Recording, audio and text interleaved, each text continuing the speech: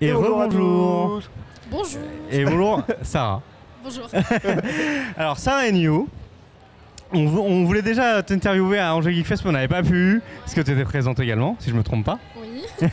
Également tu suis en fait la thématique geeko-féminin. C'est ça. Tu fais partie peut-être des autrices qui ont écrit dans le M42 ? Ouais, complètement, ouais. Ok, alors déjà, est-ce que tu peux te présenter rapidement pour les gens qui ne te connaissent pas ? Et puis ensuite dire peut-être ton implication. Alors, donc je m'appelle Sarah, j'ai 24 ans, ça fait très scolaire. Hein, Oui, c'est ça. Et ça fait 2 ans que j'ai une chaîne YouTube qui s'appelle donc Sarah Nio, Oui. qui en réalité se prononce Sarah Neyo.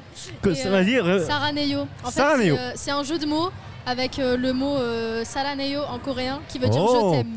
Ok, Je trouvais ça mignon. et Pas je me suis dit, assez, allez, on va mettre coréen comme pour ça. Voilà, c'est ça.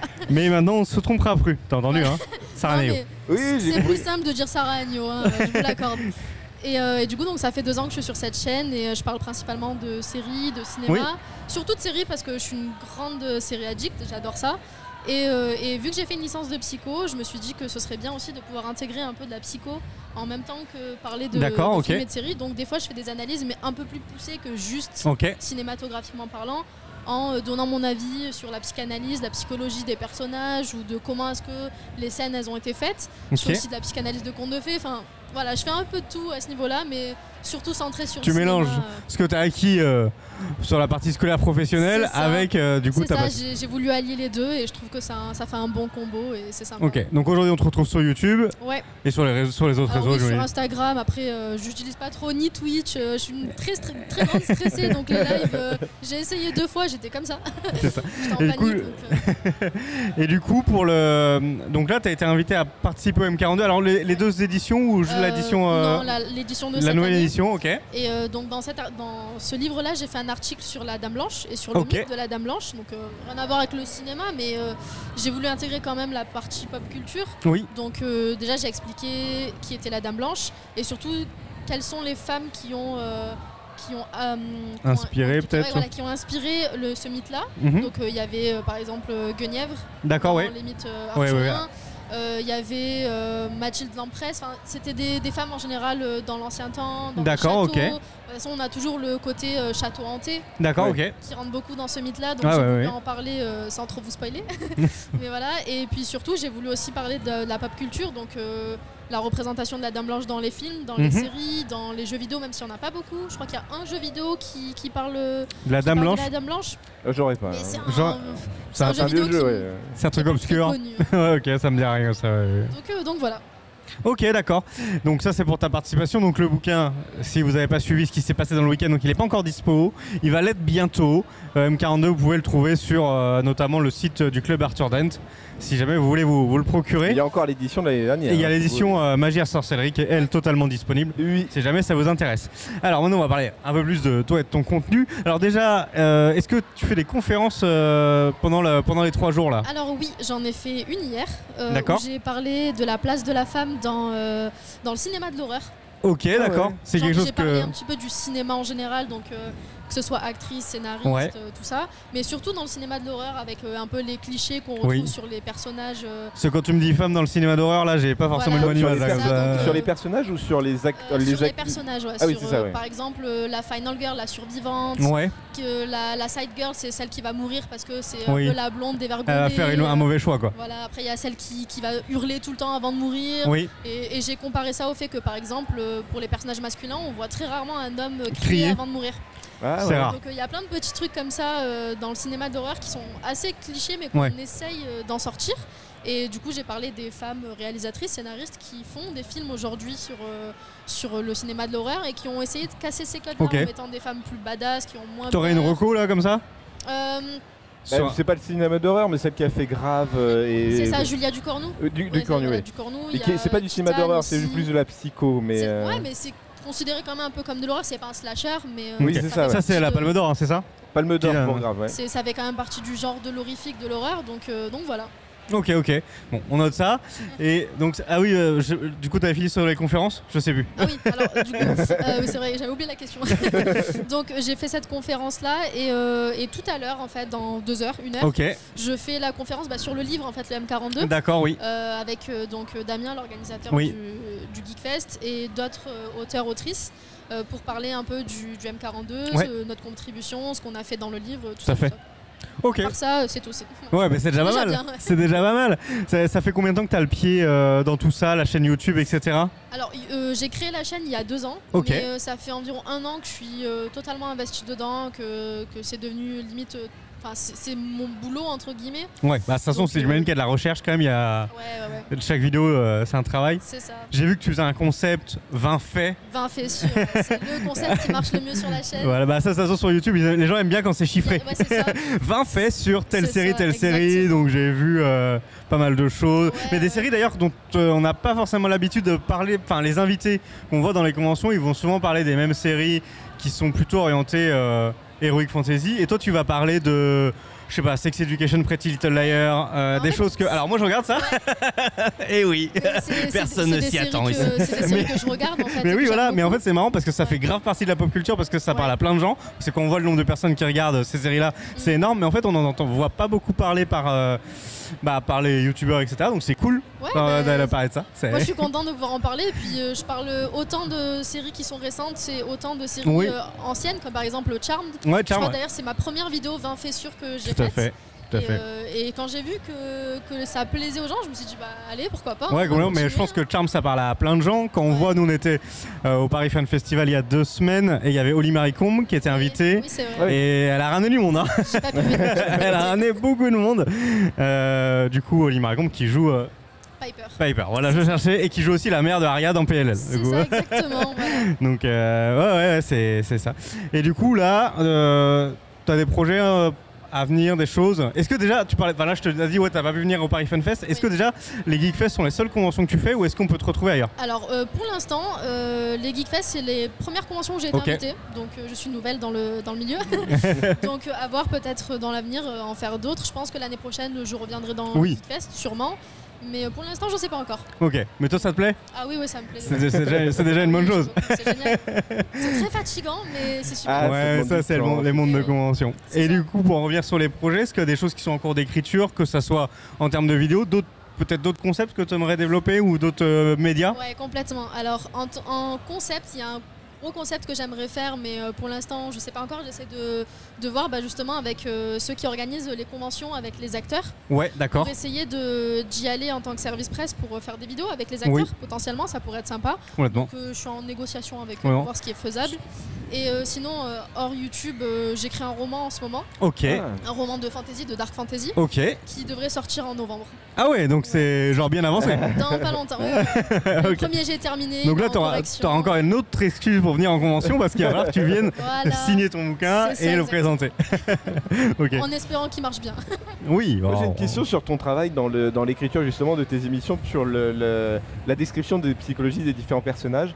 Comment tu le gères? Comment tu fais tes recherches? Est-ce que tu te bases déjà sur des recherches qui existent? Ou est-ce que tu regardes un film ou tu regardes une série, tu te dis oh, celui-là il a la psychologie d'un tueur en série Un peu des deux en réalité. Par exemple, pour les psychanalyses de contes de fées, je vais utiliser les psychanalyses qui ont déjà été faites. Ouais. Je me base beaucoup Ah oui, sur oui. ça. Je relis déjà le conte une première fois moi, je note ce que moi j'ai comme idée. Ensuite, je compare avec les psychanalystes. Après, il faut pas non plus tout prendre au pied de la lettre. Je veux dire, Oui, il y a non, des mais bien sûr. psychanalystes, faut pas tout non plus Oui. prendre pour acquis ce qu'ils disent. Donc j'essaie de me faire mon propre avis, mais aussi quand même de piocher dans ce qui a Oui. été déjà dit. Et puis dans la vidéo, justement, je précise avant que je donne et le point de vue d'un certain psychanalyste et mon point de vue personnel sur certains points sur la psychanalyse. Et en général, j'utilise vraiment mes connaissances, soit ce que j'ai appris en cours pendant ma licence Ouais. de psycho, soit ce que moi j'interprète Oui. en regardant le film, la série, le Disney, ou en lisant des contes. Et puis voilà. Mais parce que la psychanalyse, on est bien d'accord que moi C'est pas pareil que je la connais pas psycho. trop, mais la psychanalyse, est-ce que c'est une science exacte justement ou c'est une science d'interprétation?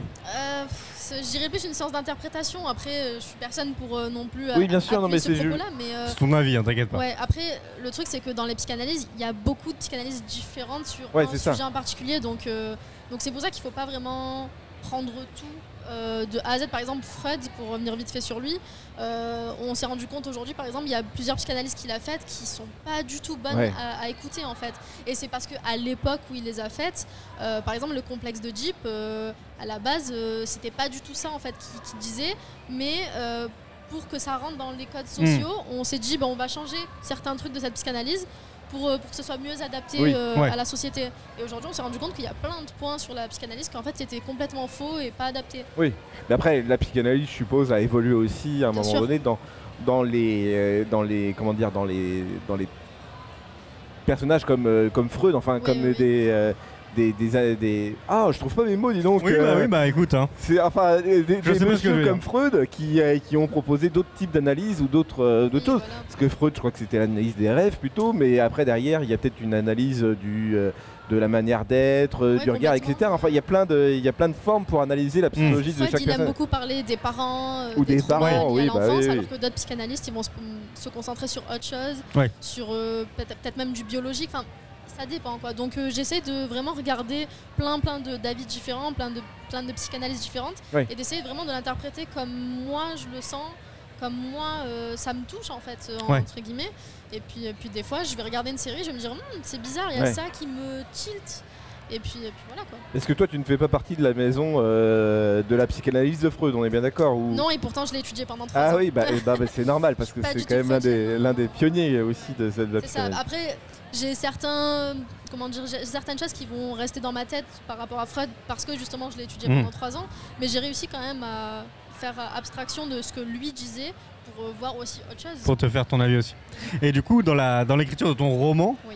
t'as dû te poser quand même beaucoup de questions sur le développement de tes personnages. Est-ce que ça a pas un peu faussé, enfin, pas faussé le truc, mais est-ce que du coup, tu t'es pas mis un certain niveau pour pousser le développement de tes personnages en disant il faut quand même qu'ils aient une personnalité, Bien quoi. sûr. Alors déjà oui, ça c'est pour ça que d'ailleurs dans mon roman il n'y a pas beaucoup de personnages parce que j'avais pas envie de mettre 20 personnages mais qu'ils soient vides. Ouais, voilà. Je trouvais pas ça intéressant. Donc j'ai préféré mettre 5-6 personnages mais qui soient vraiment importants en histoire, Ouais. qu'ils aient une vraie personnalité. Et puis je me base aussi sur les gens que je connais, Oui. sur moi-même aussi. Il y a un gros côté autobiographique Ok. dans mon roman parce que ça va parler de maltraitance, ça va parler de maltraitance entre guillemets vu que c'est de la dark fantasy et ça renvoie aussi à mon passé, à ce que moi j'ai vécu D'accord, ok. dans ma propre vie et j'essaye justement de mettre dans ce roman une certaine force Ouais. à l'héroïne en gros qui va s'en sortir et qui va combattre ça et qui va devenir de plus en plus forte. Donc voilà, il y a un gros côté autobiographique, donc forcément je me base beaucoup sur ma psychologie. Ok. Donc c'est intéressant mais en même temps c'est très... Oui, souvent ça fonctionne bien quand on parle, quand on s'inspire comme ça. c'est vrai. Bah, t'es un peu obligé, hein, de toute façon, je pense. Tu peux pas inventer. La des plupart choses que du tu connais temps, pas ouais. non La plus, plupart du temps, il y a pas mal d'inspiration personnelle. Ouais, par exemple, j'ai un de mes personnages, sans rentrer dans les détails, c'est la meilleure amie du personnage principal et mes copines m'ont demandé ouais mais du coup tu t'es inspiré de qui d'entre eux et je leur ai répondu en réfléchissant je me suis dit mais en fait aucune d'entre Ah eux ouais. parce qu'en réalité c'est un peu mon alter ego. D'accord. Donc c'est fou parce que je me rends compte pendant l'écriture du roman que j'utilise certains trucs inconsciemment quand je l'écris, je trouve ça incroyable. Enfin, j'aime bien quoi. T'as pris de toi pour plusieurs personnages. Pour les 2 personnages Ouais, d'accord. principaux et après le reste Ok. plein de personnages différents, mon copain, certaines amies, des Normal. profs que On j'ai verra eu aussi ça. au collège. C'est normal, et non, qui mais c'est normal. m'ont- Oui, non, mais c'est complètement normal. Bah, on verra ça du coup à la sortie. Tu nous as bien teasé le truc, hein. On a quand même envie d'en savoir plus. Et Ouais. sinon, sur YouTube et tout ça continue. Ah ouais, bah, Des choses à venir. alors, déjà ce que je disais par rapport aux acteurs, en espérant que ça puisse marcher. Oui, Après, tout à fait. Sachant que les conventions d'acteurs, j'ai l'impression qu'il y a un reboom de cet Ouais. aspect-là. complètement. Là, j'ai vu des annonces. Il y en a encore une. Enfin, il y a déjà le Paris Ah, Fun il y en a Fest qui a plein, fait il y en venir a pas mal plein, d'acteurs. Et il y en a une nouvelle sur Paris là qui arrive bientôt en juin avec. Tous les ans, il y en a au moins une dizaine. j'ai C'est ça. l'impression, Et sur Avignon, ils sont en train de lancer un truc spécial acteur aussi. Donc, ouais, il y a pas mal de choses. Donc ouais, il y a ça et puis on verra. J'aimerais aussi Ok.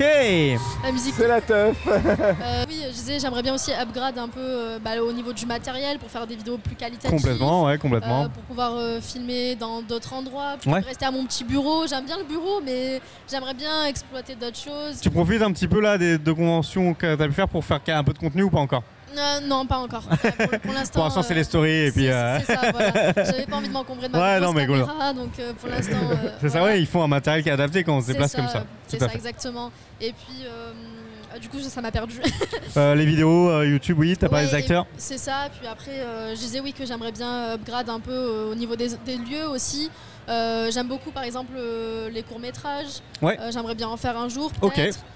Faire aussi du doublage. J'aime beaucoup le doublage et le monde du doublage. Donc, pourquoi pas faire du doublage aussi sur ma chaîne.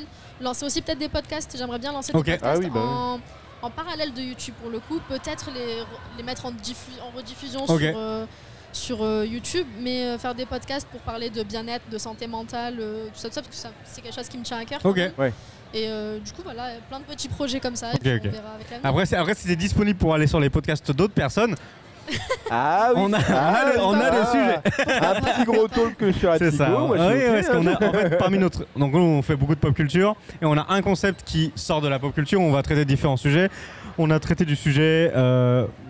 pourquoi la musique transcende. La théorie de l'évolution. La théorie de l'évolution, le beau dans l'art, enfin bref, des sujets. Voilà. Tu vois le genre de sujet? Ouais, c'est super bien. Voilà, donc peut-être. Voilà, on aime bien de temps en temps avoir un sujet un peu comme ça. Donc voilà, on sait que éventuellement on sollicitera. Bon bah voilà, bah écoute, en tout cas merci beaucoup de nous avoir donné un peu de ton temps, et puis bah on est impatient de voir la suite, le bouquin et tous tes projets. Ouais, j'imagine. Ça va bien se passer et puis ça va être cool. Merci beaucoup et à bientôt. Merci à vous.